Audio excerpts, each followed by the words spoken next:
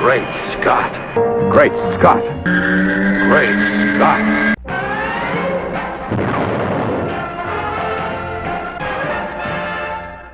Hello everyone, and welcome to an egomaniacal, villainous, dastardly episode of Great Scott. I'm Scotty V, and thanks for watching. So, we recently had a huge revelation. We've received a giant picture of Jesse Eisenberg. In case you didn't know what he looked like, there he is. A lot of people weren't particularly excited because even though this was announced by Entertainment Weekly to be our first look at Lex Luthor in the upcoming Batman v Superman, it's really just a picture of Jesse Eisenberg, right? I mean, there's nothing other than the fact that he's bald that says that's our first look at Luthor from the movie. This could be a picture of him on set in his little fold-out chair that has your name on the back and a star. This could be a picture of him at his dentist office. This could be a picture of him anywhere. I mean, he clearly is posing in kind of a melancholy, if not an evil way. So he might be in character, but I don't really think it's from the movie, and people are saying this is really just a picture of Jesse Eisenberg bald. But good news is we now know that for certain he's going to be bald. There was a lot of speculation that he was covering his head with some sort of scarf. They didn't want people to see what his hair would look like, and people even said it looks like he has red hair spilling out from underneath, or curly hair spilling out from underneath, or he's going to look like his Zombieland self underneath. But they were trying to hide his head, which is strange, because you would think if they're hiding his head, that means there must be something special going on underneath. So then why would there need to be anybody upset about the fact that they think maybe Jesse Eisenberg won't be bald as Lex Luthor, which wouldn't be unprecedented. John Shea, who's one of my favorite interpretations of Lex Luthor, at least in the early year of Lois and Clark, he was only on the first season, then he was gone for the second season, then I think he came back for a couple of episodes in both the third and the fourth season, and they kind of went a little nuts. And that show was very cheesy and campy, which oftentimes, if you watch this show at all, you'll know that I kind of frown upon cheesy and campy. Lois and Clark used to be, and still is for some reasons, one of my favorite interpretations of Superman. I thought that the casting was fantastic, and this includes John Shea as Lex Luthor. It was also the first interpretation on screen that we had of Lex as businessman, savvy, charismatic, leader-type, person who could get things done, ruthless, but not goofy, comical like Gene Hackman.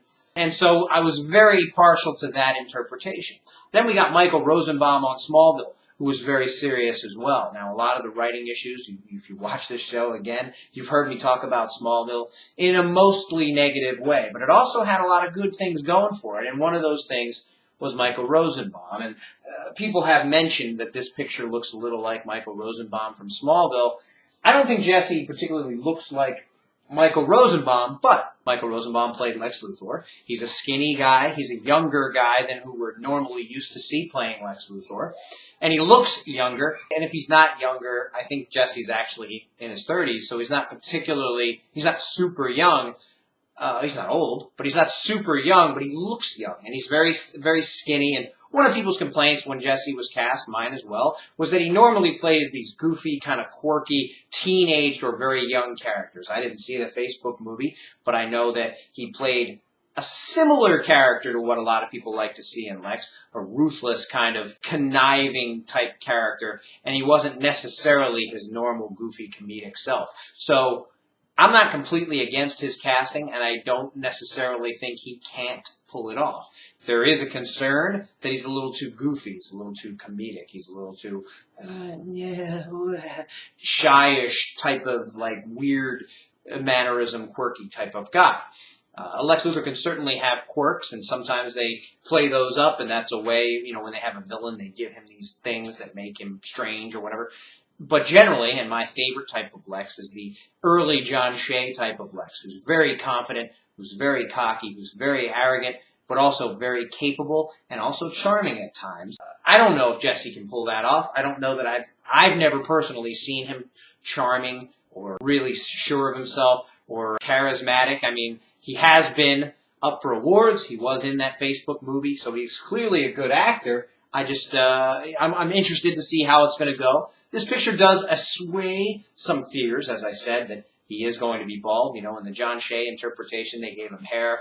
He was supposed to be kind of sexy. Lois was into him. He had this relationship with her. There was a romance going on. It was a love triangle. And then there was the Superman love triangle. But there was a love triangle between Clark and Lois and Lex. And Clark wanted to be with Lois, but she was into Lex because he had power. And then she eventually got into Superman. And there's the argument there that is Lois really only into people who have power? So that's another thing I love about Lois and Clark. I love the fact that they went the whole, she was really into guys who have this power and strength, but she ends up, I mean, Clark has his own version of power and strength, right? He's a good guy. He does the right thing. He just doesn't have superpowers, at least that we know of, until he reveals it. So I like that path. That doesn't have much to do with Lex in this version, I assume, and in most versions. I don't really want there to be a romantic link between Lois and Lex. That's never been my favorite thing. It's not unprecedented. They've done it in the comics as well. They've done it in early times. It's been done in different versions, cartoons, that types of thing. But I don't love it, so I'd rather there be no connection, and I'd rather he not know her at all, except maybe as a journalist who gets on his nerves and kind of pokes into his business and that sort of thing. I can certainly see a Michael Rosenbaum-ish type look in this picture because he has that young look and he's thin.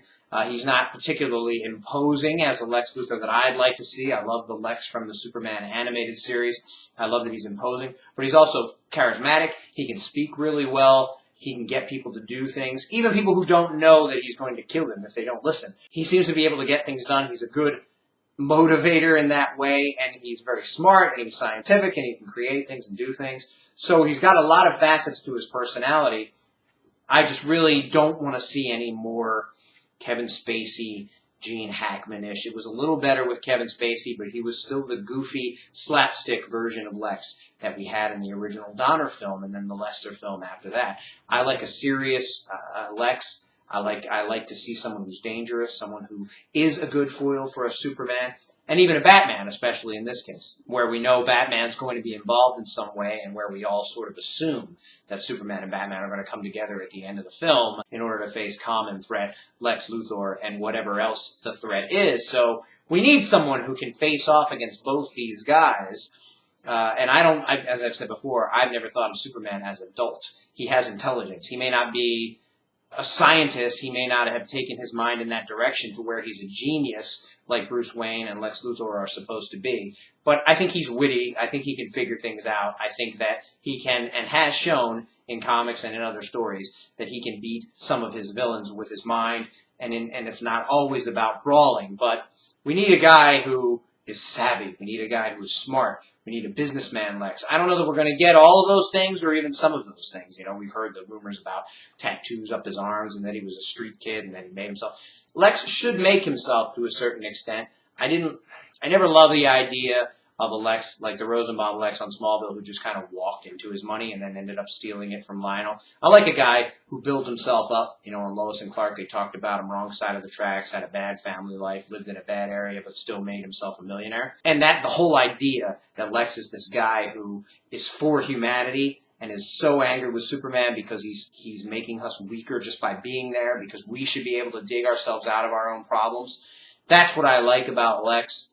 And he's still a bad guy, and he's still the foil to Superman, and he still goes about it the wrong way. But his whole thing is, we don't need you. Because he's arrogant. You know, I don't need you. And by I, he's talking about everyone, humanity. We don't need you. We want you to go away. We want to do our own thing. I want to do my own thing. I want to rule. And you have the power, and you fly above us, and you are the rule, and people look to you. I want people to look to me. I want humanity to look to itself. And by itself, he means himself, and that he should be empowered, and they should be empowered, and he should be able to have what Superman has, not even with having power, but just by using his mind and by being with the people in the way he wants to be, you know, his crooked, lopsided view of that. So it's exciting, again, seeing a picture finally. We know he's going to be bald. He looks dark, but not necessarily evil in this picture, just kind of melancholy and not particularly a happy figure, serious, which is good. You know, Gene Hackman press photo might be, you know, the goofy Gene Hackman smile, and you love it for what it is, and it was comedic and it was funny. I'm hoping for more than that. I'm hoping for serious, and I'm hoping for multiple layers and characterization and good stuff. Thanks everybody for watching, and remember, always look up in the sky.